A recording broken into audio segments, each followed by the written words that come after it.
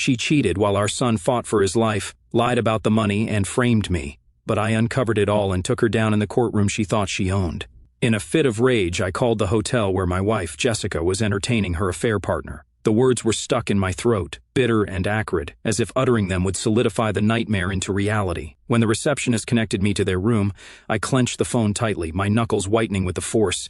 A deep, guttural anger bubbled up, eclipsing every other emotion. "Donnie," I said, my voice a low growl, "listen carefully. If her son dies before I talk to her, I will find you and kill you with my bare hands." There was silence on the other end, heavy and punctuated by the faint rustling of sheets. Then, I heard him mumble something incoherent before handing her the phone. Her voice, so familiar yet dripping with a tone I hadn't heard in years, was casual, mocking even. "Yes," she said, as though she were answering a call from a telemarketer. "When you're done having fun with your boyfriend, please come to the hospital emergency room," I snapped. The silence on her end stretched for a second too long. I hung up without waiting for her response, my hand shaking as I slammed the receiver down. The hospital's fluorescent lights buzzed faintly, matching the noise in my head. My son, Ethan, was in critical condition after an accident, a fact that seemed to weigh less heavily on Jessica than her extramarital escapades. In that moment, I felt an explosive mix of fury, disbelief, and anguish. It wasn't just the betrayal, it was the timing, the audacity, the sheer heartlessness. How had I not seen it sooner? I paced the cold hospital waiting room, my mind racing. I replayed every moment of the last 6 months, the subtle changes in her behavior, Jessica's sudden work trips, her evasive answers, and the way she had started avoiding me, not with outright hostility, but with the dismissive indifference of someone who had already checked out of our marriage. Had it all been a lie? The years, the promises, the shared laughter? I stared at the double doors leading to the intensive care unit, where Ethan lay unconscious and hooked up to machines. My stomach churned. He was just a kid, and he needed his mom. But instead of being here for him, she was tangled in another man's sheets. The thought was unbearable. The nurse called my name, and I snapped out of my daze. "He's stable for now," she said gently, as though trying to cushion the blow of what might still come. "Thank you," I muttered, my voice hollow. I stepped into Ethan's room, the beeping of monitors the only sound. His pale face looked so fragile, a stark contrast to the lively boy I knew. I sat by his bed, holding his small hand in mine, vowing that I would protect him no matter what.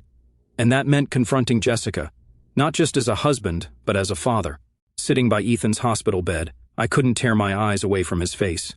His chest rose and fell in a shallow rhythm, each breath reminding me how close I'd come to losing him. My grip on his hand tightened as the rage inside me simmered, barely contained. How could Jessica not be here? This was her son, our son. What kind of person prioritizes their pleasure over their child's life? My phone buzzed on the chair beside me, pulling me from my dark thoughts. It was Jessica, finally. "Hello," I answered, my voice colder than I intended. "David," she said, her tone unnervingly calm. "I'm on my way to the hospital. I'll be there soon. Spare me the pleasantries, Jess. I know where you were," I spat. A pause. Her silence was louder than any excuse she could have given. "Look, we'll talk when I get there," she said finally, her voice taking on an edge of irritation, as though I were the one being unreasonable. "Yeah, we'll talk." I hung up, my hand shaking. I had spent years excusing Jessica's behavior, brushing aside the little red flags, but now, the truth was too glaring to ignore.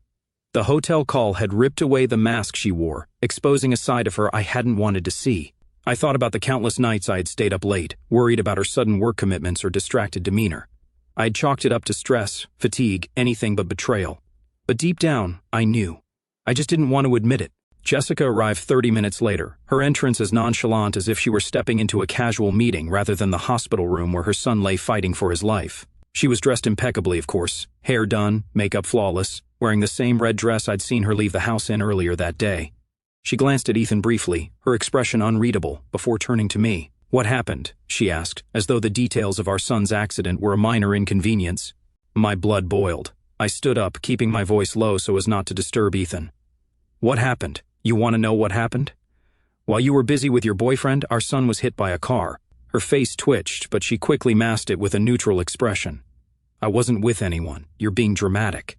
"Dramatic?" I hissed, stepping closer to her. "I called your room, Jessica. I spoke to him. Don't insult my intelligence." For a moment, I thought I saw guilt flash across her face, but it was gone as quickly as it appeared. Instead, she rolled her eyes and crossed her arms. "Fine," she said, her voice dripping with disdain. "Yes, I was with Donnie. But don't act like you're some saint, David. This marriage has been dead for years. I'm not the only one to blame. Her words hit me like a slap. Not the only one to blame? I repeated incredulously. Are you seriously standing here in front of our son, justifying your affair? Jessica scoffed, looking away. I don't owe you an explanation. You're not perfect either, David. Always working. Always too tired to even notice me. Donnie actually makes me feel alive, something you haven't done in years. The sheer audacity of her words left me speechless. For years, I had worked long hours to provide for our family. I had sacrificed so much to ensure she and Ethan had everything they needed, and now she was using my hard work as an excuse for her betrayal. You're unbelievable, I said finally, my voice shaking with anger. I've been killing myself for this family, and you have the nerve to act like you're the victim? Jessica shrugged, her nonchalance infuriating. Believe what you want, David, but maybe if you'd paid more attention to me, this wouldn't have happened. It took every ounce of self-control I had not to explode. This isn't about me, I said through gritted teeth. This is about you. You made a choice, Jessica, and now you have to live with the consequences. Her face hardened. And what exactly are you going to do about it? She challenged, her tone daring me to act. For a moment, I didn't answer. My mind raced with possibilities, each one darker than the last. But then I looked at Ethan, lying so still and vulnerable in the hospital bed. This wasn't just about me or Jessica anymore. This was about him. I'm going to make sure Ethan is okay, I said finally, my voice steady, and after that, we'll see where we stand. But don't think for a second that I'll let you off the hook for this. Jessica smirked as if she'd won some unspoken battle. Do whatever you need to do, David. Just remember, you're not exactly a prize yourself. With that, she turned her attention back to her phone, scrolling as though nothing had happened. I sat back down by Ethan's bed, my hands trembling with a mix of anger and despair. The woman I had married, the woman I had once loved more than anything, was gone. In her place was a stranger, a cold, selfish stranger who cared more about her own desires than the family we had built together. As I held Ethan's hand, I made a silent vow I would protect him from her, from this toxic mess she had created, no matter what it took. The hours crawled by as I sat beside Ethan's bed. Jessica had retreated to the waiting room, muttering something about needing space. I didn't care. Let her have all the space she wanted. I needed her out of my sight before I said or did something I couldn't take back. Ethan stirred slightly, his eyelids fluttering, and my heart leapt. I leaned in closer, squeezing his hand gently. Ethan, buddy, I'm here, I whispered. His eyes opened briefly, glazed with confusion and fatigue. Dad, he croaked. I'm here, I said again, brushing a hand through his hair. You're safe. Just rest, okay? You're going to be fine. He nodded weakly before his eyes drifted shut again. Relief washed over me, but it was fleeting. The reality of the situation loomed over me like a storm cloud. Ethan's recovery was only the beginning. I still had to deal with Jessica and the wreckage of our marriage. I stepped out into the hallway, needing a moment to clear my head. The hospital was eerily quiet, the faint hum of machinery the only sound. My phone buzzed in my pocket, startling me. I pulled it out, half expecting it to be Jessica texting me some snide comment, but it wasn't Jessica. It was my brother, Mike. Hey, I said, keeping my voice low. David, what the hell is going on? Mike's voice was sharp, concerned. I got your message about Ethan. Is he okay? He's stable, I said, running a hand through my hair, but it's been a lot. Do you need me to come down there? For a moment, I considered it. Mike had always been my rock, the one person I could count on no matter what. But this wasn't just about Ethan's accident. This was about Jessica, and I wasn't sure if I was ready to share that part of the story yet. No, I said finally. We're managing. I'll keep you updated. All right, Mike said, though I could hear the hesitation in his voice. Call me if you need anything, okay? Anything at all. Thanks, Mike. I will. I hung up and leaned against the wall, my mind racing. I had always prided myself on being the kind of man who could handle anything, who could keep his family together no matter what. But now, for the first time, I felt like I was losing control. Jessica's betrayal was a knife to the gut, and the wound wasn't just emotional, it was personal. I thought back to the early days of our marriage, the laughter, the shared dreams. How had we gone from that to this? The sound of heels clicking against the tile floor pulled me from my thoughts. Jessica appeared at the end of the hallway, her phone in hand, her expression as cold as ever. David, she said, her tone clipped, we need to talk. I crossed my arms, keeping my face impassive. Talk, then. She glanced around, clearly annoyed by the setting. Not here. Let's go outside. Reluctantly, I followed her out to the hospital courtyard. The night air was cool, a stark contrast to the tension radiating between us. Jessica lit a cigarette, something I hadn't seen her do in years, and took a long drag before finally speaking. Look, she said, exhaling a cloud of smoke. I'm not going to apologize for what happened. Of course you're not, I said bitterly. Her eyes narrowed. Don't interrupt me. You think you're some kind of martyr, but you're not.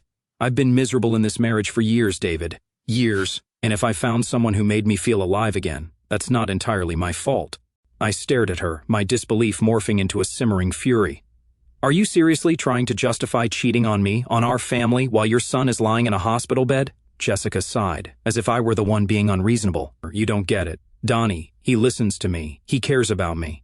You've been so wrapped up in your work and your own world that you haven't even noticed how unhappy I've been. You're unbelievable, I said, my voice rising. Do you hear yourself? You're blaming me for your choices. You're the one who stepped out, Jessica, not me.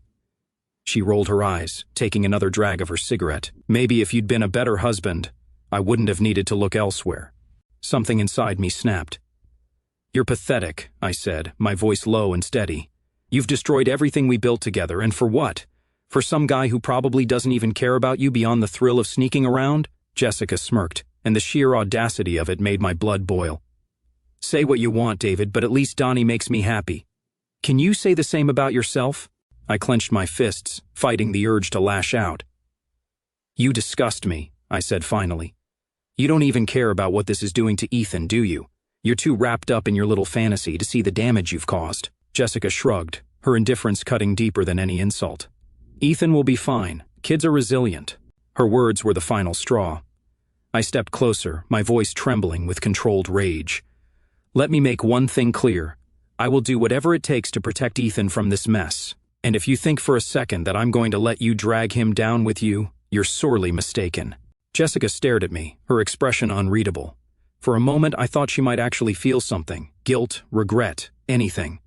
But then she flicked her cigarette to the ground and crushed it under her heel. Do whatever you need to do, David, she said, her voice icy. I'm not going to beg for your forgiveness.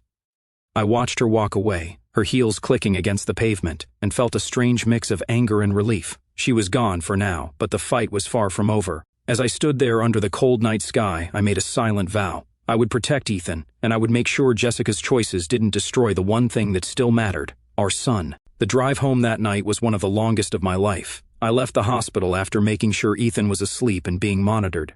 Jessica stayed behind, although I doubted her presence had anything to do with genuine concern for our son.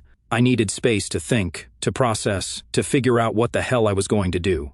The house was quiet when I walked in, its stillness almost eerie. It was the same home Jessica and I had built together, room by room, filled with memories of birthdays, holidays, and lazy Sunday mornings. But now, every corner seemed to mock me, whispering about the lies that had been living within its walls. I poured myself a glass of whiskey, letting the sharp burn steady my nerves. The living room light flickered softly and I sank into the couch, staring blankly at the coffee table. My mind replayed the day's events on an endless loop, the hotel call, Jessica's indifference, her audacious attempt to shift the blame. It wasn't until I noticed the blinking light on the answering machine that I snapped out of my thoughts. It felt almost surreal. Who even left voicemails anymore? Still, I pressed the button, curious and cautious. The robotic voice announced, "Message received today at 7:46 p.m. Then his voice, "Hey Jessica, it's Donnie, just wanted to check in. I know things got crazy with your kid in the hospital, but you know I'm here if you need me. Call me when you can, babe." I froze, the glass of whiskey suspended midair, the casual tone, the sickening familiarity of the word babe. It hit me like a punch to the gut. He sounded so comfortable, as if he had every right to be leaving messages on the phone we shared. I slammed the glass down so hard it cracked, but I didn't care. My anger was a living thing now, clawing its way to the surface. How dare he? How dare she? My phone buzzed on the table, pulling me back to the moment. It was Mike again. This time, I answered. "David," he said, his tone firm, "what's going on? I know you said you're handling it, but something doesn't sit right. Talk to me." I took a deep breath, the words sticking in my throat. Finally, I said, "She's cheating on me, Mike." The silence on the other end was deafening. "You're sure?" he asked finally. "Positive," I said bitterly. "I caught her. She doesn't even deny it. She's been seeing some guy named Donnie, and get this, he had the nerve to leave a message on our phone." Mike let out a low whistle. "Damn, man, I don't even know what to say. Are you okay?" "Define okay," I said, running a hand through my hair. "Ethan's in the hospital, my marriage is a sham, and I've got some idiot thinking he can play dad while I'm still breathing." "Listen," Mike said, his voice steady. "You need to lawyer up, don't wait. Protect yourself and Ethan. If she's this reckless, she could do serious damage, financially, emotionally, you name it." He was right, of course. Mike always was. But hearing the words made it all too real. I wasn't just facing a betrayal, I was facing the possible end of everything I thought I knew. "I'll call someone in the morning," I said finally. "Good," Mike said. "And David, don't let her get in your head. She'll try to twist this, make you doubt yourself. Don't let her." "I won't," I said, though I wasn't sure I believed it. After we hung up, I sat there in the silence, the weight of Mike's words pressing down on me. I knew I needed to act, but part of me felt paralyzed, as if acknowledging the situation would make it even more unbearable. Then, as if on cue, the front door opened.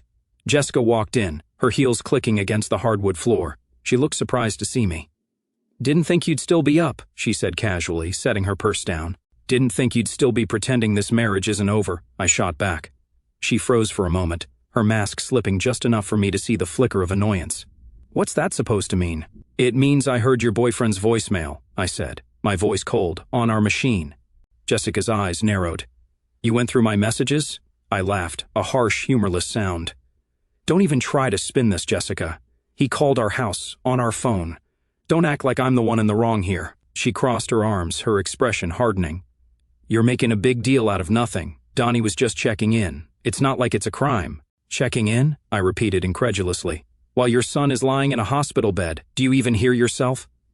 Her jaw tightened, but she said nothing. "You've done a lot of awful things, Jessica," I continued, my voice trembling with anger, "but this is a new low. Do you even care about Ethan, or am I the only one in this house who does?" "Don't you dare question my love for my son," she snapped, her voice sharp. "Then start acting like his mother," I shouted, my voice echoing through the room. Jessica stared at me, her eyes cold and calculating. "You're so self-righteous, David, always playing the victim. Maybe if you'd been half the husband I needed, none of this would have happened." I shook my head, disbelief washing over me. "You know what, Jessica? Keep telling yourself that, keep blaming me, but the truth is you're just a selfish, heartless—" "Careful," she interrupted, her tone icy. "No," I said, stepping closer. "You don't get to silence me anymore. This is on you, all of it." She stared at me for a long moment before grabbing her purse. "I'm not doing this with you right now." "Of course you're not," I said bitterly as she walked out the door, slamming it behind her. The house fell silent again, but this time, it felt less like home and more like a battleground. I knew one thing for certain: whatever came next, I was done letting Jessica call the shots. The slam of the door echoed long after Jessica had left. The sound seemed to rattle through me, a reminder of just how broken things had become. For a moment, I stood in the middle of the living room, fists clenched, trying to keep myself from falling apart. This wasn't the life I'd signed up for. It wasn't the marriage I'd fought so hard to protect. But now, it was time to stop fighting for her and start fighting for what really mattered: Ethan and myself. The next morning, I called Mike again. "You were right," I said, skipping pleasantries. "I need a lawyer. Do you know anyone good?" Mike didn't hesitate. "Yeah, I know someone, top-notch. I'll send you his number." It was strange how the decision to call a lawyer felt heavier than catching Jessica in her lies. Maybe it was the finality of it. Once I spoke to someone, there was no going back. This wasn't just a rough patch in our marriage, it was the end. But I couldn't afford to waste time second-guessing myself. I dialed the number Mike gave me, and within minutes, I was on the phone with a calm, professional voice on the other end. His name was Richard Lawson, and he didn't sugarcoat anything. "David, I've seen cases like yours plenty of times," he said. "First things first, we need to establish your priorities, custody arrangements, financial protections, and ensuring your son's well-being. Are you ready to take that step?" "Yes," I said firmly. "I don't think I have a choice." "Good," Richard said. "Let's meet tomorrow and get started." After the call, I sat back, feeling a mix of relief and dread. I was finally taking control, but the road ahead was daunting. I wasn't just dealing with Jessica's betrayal, I was unraveling an entire life. Jessica returned home late that night, reeking of cheap perfume and vodka. She stumbled through the door like she didn't have a care in the world, her heels clicking against the floor. "Where have you been?" I asked, my tone even but cold. She smirked, leaning against the wall for balance.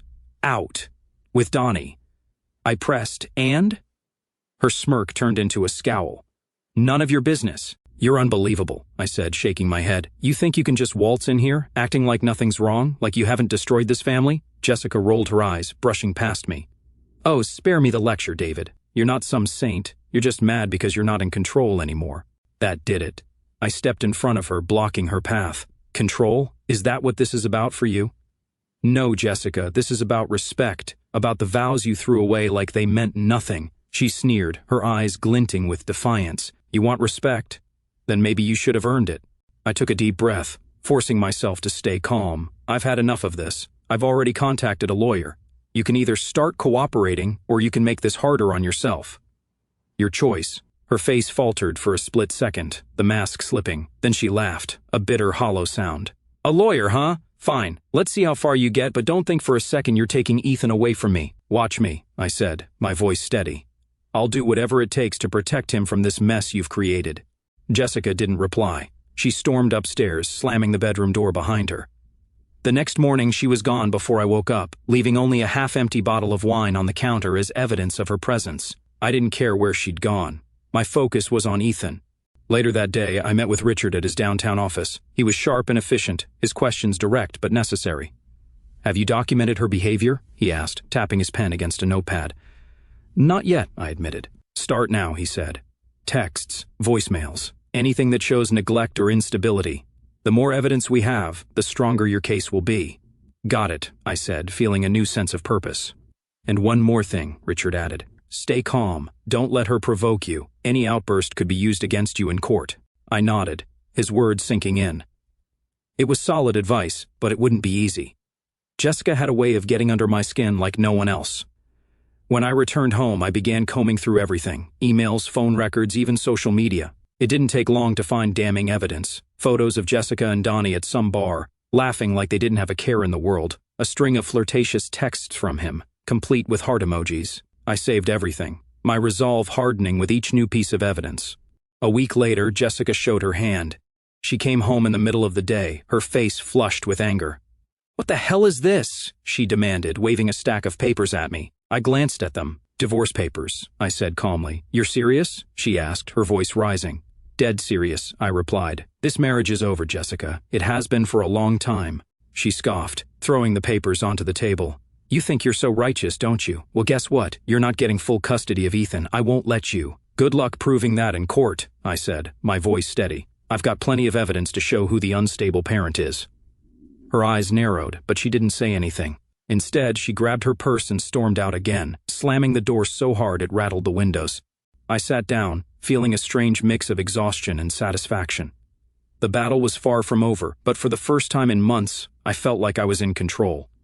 Jessica didn't come home that night, and for once, I didn't care. The silence in the house felt like a blessing. With Ethan staying another night in the hospital under observation, I finally had time to reflect without her poisonous presence clouding everything. I sat in the living room, flipping through Ethan's photo albums, pictures of his first birthday, his first trip to the beach, and countless candid moments. They reminded me of what really mattered. Whatever Jessica thought, this wasn't about revenge. It was about protecting Ethan from the mess she had made of our lives. As I closed the album, my phone buzzed. It was a message from Mike. Keep your head up. If you need anything, I'm here. I replied with a simple thanks and put the phone down. People like Mike reminded me that not everyone was as self-serving as Jessica. The next morning, I went to the hospital to pick up Ethan. Seeing him smile, albeit weakly, filled me with relief. Dad, where's Mom? He asked as I buckled him into the car. She's busy, I said, trying to keep my voice neutral, but I'm here and we're going to have a great day. He nodded, too tired to question further. On the drive home, I made a silent promise to him. No matter how ugly things got with Jessica, I'd make sure he felt safe and loved. When we got home, Ethan went straight to his room to nap. I made some coffee, savoring the rare moment of peace. But it didn't last long. Around noon, the front door slammed open and Jessica stormed in, her face a mask of fury. Are you insane, David? She barked, throwing her purse onto the couch. Good to see you too, Jessica, I said dryly. She marched up to me, her finger jabbing the air. You served me divorce papers without even talking to me, and now you're trying to take Ethan from me? Who the hell do you think you are? I set my coffee down, meeting her gaze. I'm the father who actually cares about Ethan's well-being, something you clearly can't claim anymore. Her jaw tightened. You don't get to decide that. I'm his mother. I have just as much right to him as you do. Really, I said, my voice rising. Because from where I'm standing, you've been more focused on your boyfriend than on your own son. Jessica flinched but quickly recovered. Don't you dare use Ethan to play the victim here. You've always been jealous, David, always paranoid that I'd find someone better than you. I laughed bitterly. Better than me, Jessica? You found Donnie, a guy who's so amazing he doesn't even have the guts to show his face around here. Real winner. Her face flushed with anger. At least he listened to me, unlike you. Maybe if you'd been half the man he is, I wouldn't have needed someone else.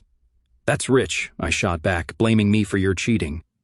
Classic Jessica. You've never been able to take responsibility for anything, have you? The argument escalated, our voices echoing through the house. I hated that Ethan might hear us, but Jessica wasn't leaving me much choice. Finally, I stepped back, taking a deep breath.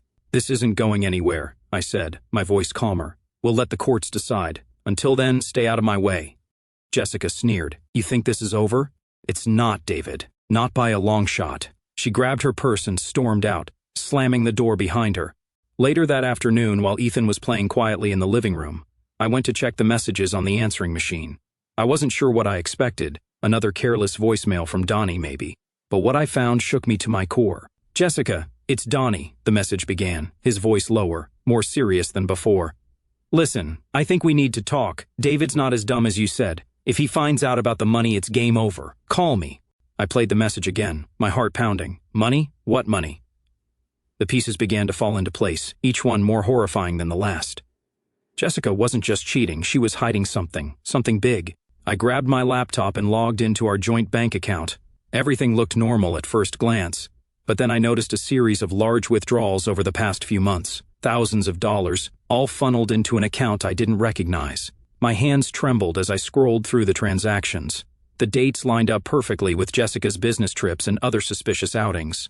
I sat back, my mind racing. What had she done? Was she stealing from our family to fund her affair, or was it something worse? The next time Jessica came home, I was ready. She walked in like nothing had happened, tossing her keys onto the counter. I'm here for Ethan, she said casually. No, Jessica, I said, stepping into her path. You're here to explain this. I held up a printout of the bank statements, watching her face pale. Where did that money go? I demanded. Her eyes darted around the room, searching for an escape. It's none of your business, she said finally. None of my business? I repeated, my voice rising. You've been draining our account behind my back. Do you even care what this is doing to Ethan? Don't bring him into this, she snapped. Oh, he's already in it, I said, and so am I. So start talking, Jessica. Where's the money? She hesitated, then squared her shoulders. It's gone, okay? I needed it for things. Things? I said, my voice dripping with disbelief. Don't insult me, Jessica. What things? She didn't answer. Instead, she grabbed her purse and tried to push past me, but this time, I didn't let her off the hook. If you walk out that door without explaining yourself, I'll make sure the court knows everything, I said. She stopped, her back to me. For a moment, I thought she might actually tell the truth. But then she turned, her face hard and defiant. You don't scare me, David, she said. You never have. With that, she walked out, leaving me standing there, more determined than ever to uncover the full extent of her lies. The next morning, I started piecing everything together. Donnie's voicemail about the money, Jessica's suspicious behavior, and the missing funds. There was no way this was just about an affair. Jessica was hiding something far worse. I decided it was time to confront Donnie directly. Tracking him down wasn't hard. He worked as a manager at a car dealership a few towns over. Armed with a printout of the bank statements and Donnie's voicemail saved on my phone, I drove there, ready to finally get answers. The dealership was busy when I arrived, salesmen buzzing around customers like flies on a carcass. I spotted Donnie immediately, a wiry guy in his mid-30s with a slicked-back haircut and a cocky smirk that made my blood boil. He didn't see me until I was standing right in front of him. Donnie, I said, my voice cold. He froze, his smirk fading as he recognized me. David, right? Jessica's husband? I didn't bother with pleasantries. We need to talk. Now. He hesitated, glancing around like he was weighing his options. Finally, he nodded and led me to his office. Once we were inside, I shut the door and got straight to the point. What's going on with the money? Donnie's face turned pale. I don't know what you're talking about, he stammered. I pulled out the printouts and slapped them onto his desk. Don't play dumb. You left me a voicemail. If he finds out about the money, it's game over. Ring any bells? He stared at the papers, his hands fidgeting nervously. Look, man, I don't want any trouble. Too late for that, I snapped. Start talking.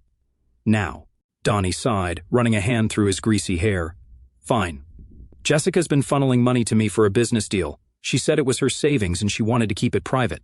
What kind of deal? I demanded. He hesitated, then muttered, an investment. In a new property. She said you wouldn't approve. I narrowed my eyes. You're lying. That money wasn't hers to give. And if you think I'm going to let this slide, you're dead wrong.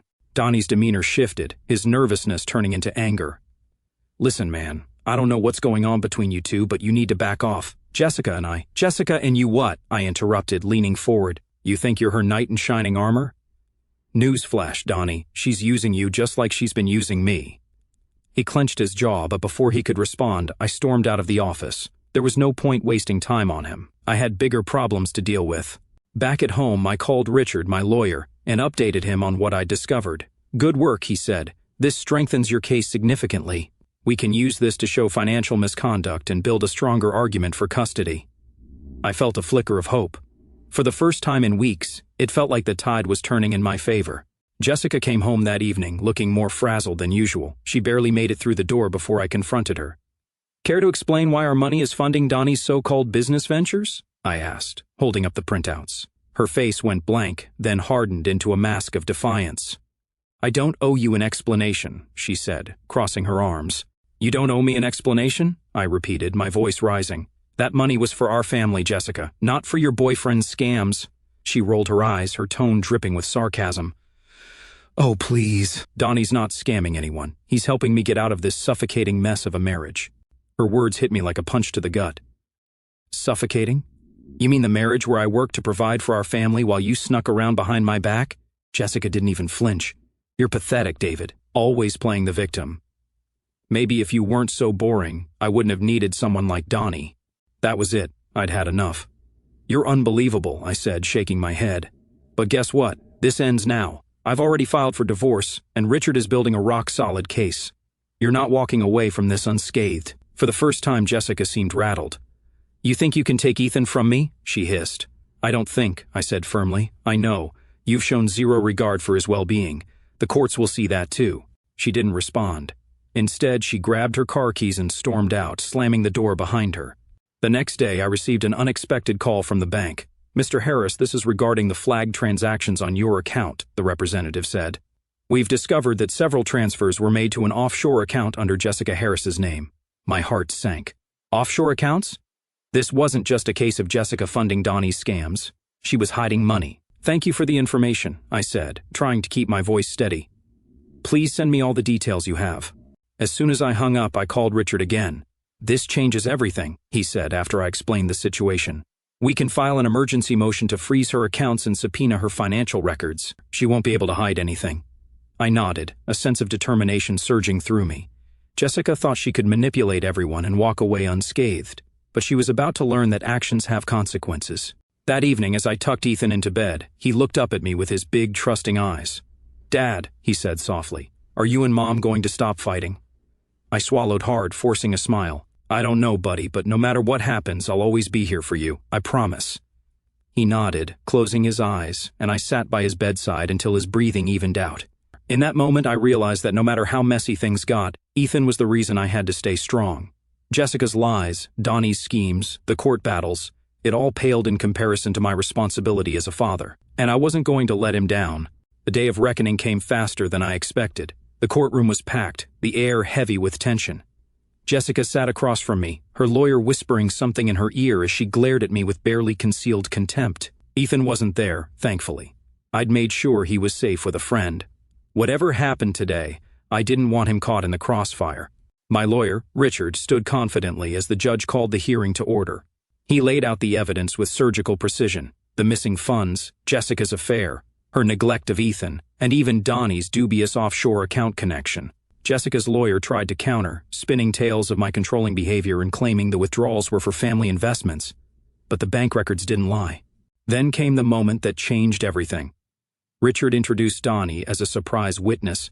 The courtroom buzzed with whispers as Donnie shuffled in, his shoulders hunched and his face pale. Mr. Carter, Richard began, you've been involved with Mrs. Harris for some time now, correct?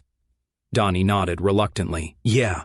And during that time, were you aware that she was diverting family funds into your business ventures? He hesitated, glancing nervously at Jessica. I didn't know all of it was family money. She told me it was hers. Jessica shot him a glare that could have frozen fire. Richard didn't miss a beat.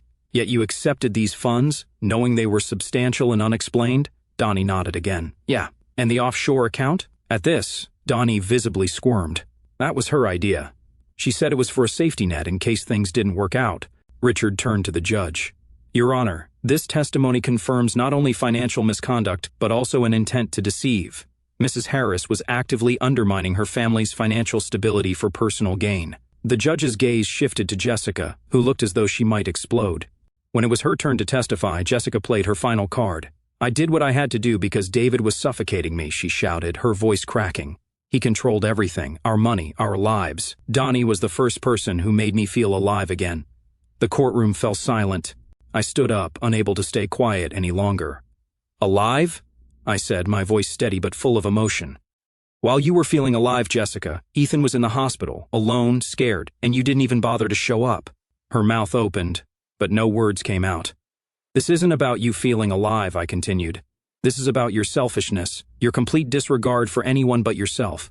You've betrayed me, stolen from us, and worst of all, you've failed Ethan, and he deserves better than that."